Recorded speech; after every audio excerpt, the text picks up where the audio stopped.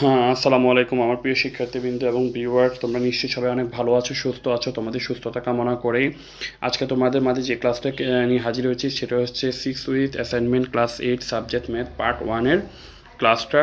তো তোমরা সুন্দর করে ক্লাসগুলো ফলো করবা এবং দেখবা এবং দেখার চেষ্টা করবা এবং সলিউশন করারও তোমরা চেষ্টা করবা।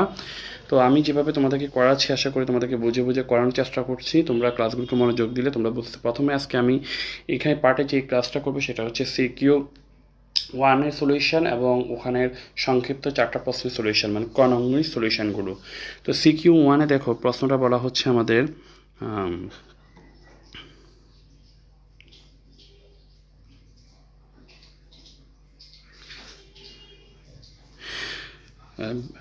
5 বছর পূর্বে পিতা এবং পুত্রের বয়স অনুপাত দেওয়া আছে এবং 5 বছর পরে পিতা এবং পুত্রের বয়স অনুপাত দেওয়া আছে, তাহলে তাদের বর্তমান বয়স কত সেটা বের করতে হবে।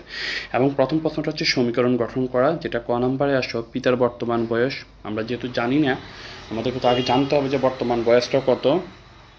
তো সেটার অনুসারে আমি লিখলাম পিতার বর্তমান বয়স এক্স বছর, পুত্রের বর্তমান বয়স ওয়াই বছর। তো 5 বছর পূর্বে পিতার বয়স এক্স -5, পূর্বে যেহেতু অবশ্যই সেটা বিয়োগ হবে, সামনে হলে প্লাস হবে। আর 5 বছর পূর্বে পুত্রের বয়স y-5, তাহলে 5 বছর পূর্বে তাদের বয়স অনুপাত x-5 অনুপাত y-5। তো এখানে তোমরা চাইলে এই শর্ত মতো সরাসরি কথাটাই থেকে আসতে পারো। আমি এই জিনিসটা আসলে প্রয়োজন পড়ে না খুব একটা বেশি, এটা জাস্ট শুধু তোমাকে বোঝানোর জন্য আমি করা। তাহলে x-5 অনুপাত y-5 সমান আমার 10:5। আসলে এটা কোথা থেকে পেয়েছি? 10:5টা আমার প্রশ্নেই দেওয়া আছে। এরপর দ্বিতীয় শর্ত মতো বলছে যে 5 বছর পরে, যেহেতু 5 বছর পর তাহলে আমার অবশ্যই প্লাস হবে x+5 অনুপাত y+5 সমান সমান 2:1।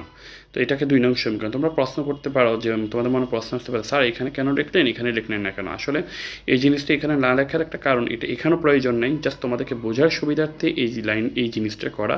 তোমরা চাইলে এই জিনিসটা এইটুকু তোমরা না দিলেও পারো, তবে শর্ত মতোটা শব্দ এবং বর্তমান বয়স, এরপর থেকে এই 2টা লাইন দিলেও তোমাদের অঙ্কটা হবে। এবার বলেছে তাদের বর্তমান বয়সটা বের করতে। তো আমি এখানে আসো বর্তমান বয়সটা বের করব। এখন ক হতে প্রাপ্ত আমি 2টা জিনিস পেয়েছি, তাহলে আসো 1 নং হতে প্রথমে একটু কাজ করলাম। x-5 অনুপাত y-5 সমান সমান 10:5।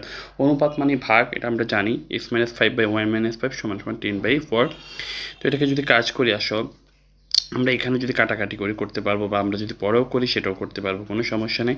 তো আমি একটু আর গুণন করে দিলাম 10 × y-5 সমান সমান 4 × x-5। তাহলে এটাকে গুণ করে দিচ্ছি 10y-50 প্লাসে মাইনাসে মাইনাস 5 দিয়ে 10কে গুণ করলে হচ্ছে 15, এরপর 50 সমান সমান 4x মাইনাস 4×5 = 20।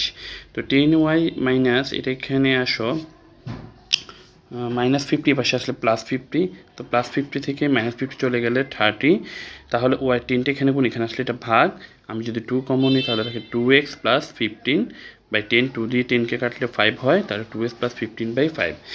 এবার আসো 2 নংয়ের কাজ করব। তাহলে x+5 অনুপাত y+5 সমান সমান 2:1। এটাকে নিচে নিচে লিখলাম সমান সমান 2/1।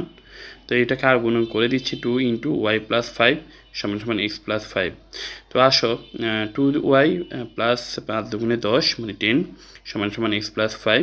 তো এটা এখানে +10, এখানে আসলে এটা -10, এটা এখানে +x, প্লাস আসলে এটা -x। তাহলে 2y - x সমান সমান 10 থেকে 5 চলে গেলে হয় -5, যেহেতু মাইনাসটা করো। এখানে আমি যে y এর মানটা পেয়েছি, এই y এর মানটা আমি 4 নং সমীকরণে বসাবো। তাহলে 2 এখানে মানটা বসাই দিলাম, y এর মান -x সমান সমান -5। তো এই 2 দিয়ে উপরের সংখ্যাগুলোকে গুণ হবে। 2 দুগুণে 4, 4x প্লাস 15 দুগুণে 30 মানে 30 /5 -x সমান সমান -5। লসাগু করব 5, 4x প্লাস 30 প্লাসে মাইনাসে -5x সমান সমান -5। তো 4x থেকে -5x থেকে 4x চলে গেলে -x প্লাস 30। এখন আসলে এটা -5 আর গুণন যদি করে 5 × 5 = 25 -x প্লাস 30। তো এটা এখানে প্লাস, এখানে আসলে এটা মাইনাস। তো -30 -25 হচ্ছে -50 মানে 55 55। এরপর আসো x সমান সমান উভয়পক্ষকে -1 দ্বারা গুণ করব, তাহলে মাইনাসটা উঠে যাবে।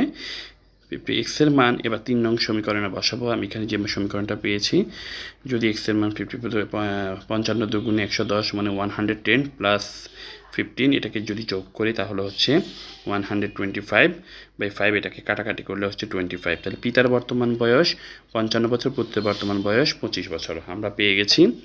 তো এখানে আসলে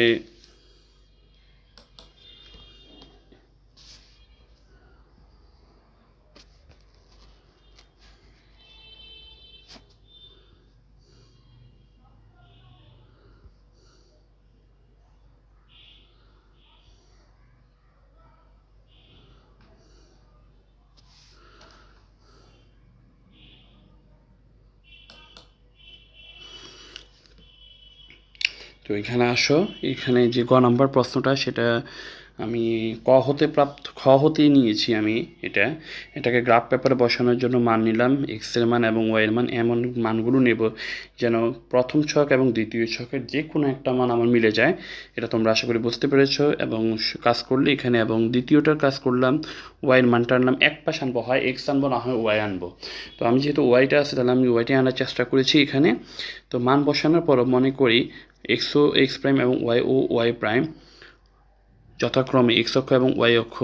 তো এটা যখন তুমি গ্রাফ পেপারে আঁকবা তখন দিবা, এবং এই মানগুলো জাস্ট প্রতি ঘরকে তোমরা 1 একক করে ধরবা। তোমাদের 2, 3 বা 5 করে ধরা দরকার নেই, প্রতি ঘরকে 1 করে ধরলে হবে। যেহেতু তোমাদের এখানে 55-র বেশি আসতেছে না, তাহলে তোমাদের এটা কাজটা কমপ্লিট হয়ে যাবে। তো এখানে শুধু মানগুলো বসিয়ে দেবে, এবং যে সমীকরণে একটা দেখবে মান মিলে গেছে এই পাঁচটা এবং এটা, তাহলে এটাকে তুমি যখন চিত্রটাকে এঁকে দিবা তখন একটা বিন্দুতে গিয়ে মিলিত হবে। ওই বিন্দুর মানটাই হচ্ছে তোমার সমাধান। তাহলে হচ্ছে তাহলে এটা ক্লিয়ার হলো। এরপর আসে সংক্ষিপ্ত প্রশ্ন। প্রথমে বলছে পিথাগোরাসের উপপাদ্য কাকে বলে?